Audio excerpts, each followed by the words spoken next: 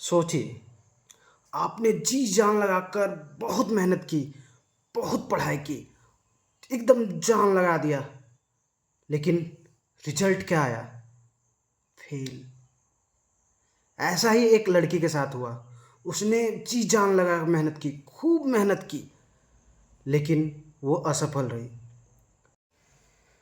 इससे वो अंदर से टूट गई और परेशान रहने लगी, दुखी रहने लगी। उसके पिता से अपनी बेटी की ये हालत देखी नहीं गई। फिर उन्होंने एक दिन अपनी बेटी से कहा, बेटी मेरे साथ किचन में चलो। किचन में उन्होंने पहले से 3 भिगोने गैस पे रखे थे।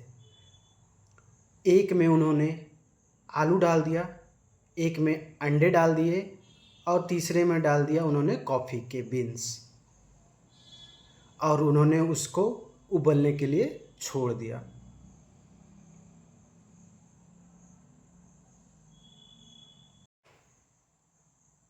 5 मिनट हो गए, 10 मिनट हो गए, 20 मिनट हो गए, और वो वहाँ खड़े रहकर अपनी बेटी के साथ उसे देखते रहे।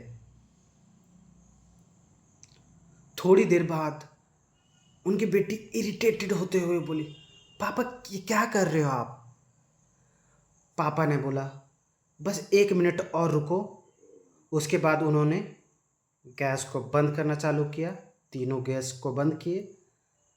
एक से आलू को निकाला, एक प्लेट में रखा। दूसरे से अंडे को निकाला, दूसरे प्लेट में रखा। तीसरे से कॉफ़ी को निकाला, एक कप में छाना,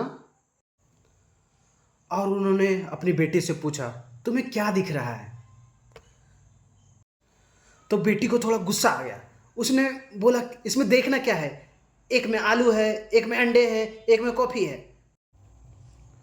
तो उसके पिता ने बोला, एक बार तुम इसको छू के देखो, तब शायद तुमको कुछ समझ में आए। फिर उसकी बेटी ने सबसे पहले आलू को लिया, उसको छुआ, थोड़ा सा दबाया, तो उसने देखा कि आलू बिल्कुल सॉफ्ट हो चुके थे। उसके बाद पिताजी ने अंडे को तोड़ के देखा, वो अंदर से हार्ड हो चुके थे।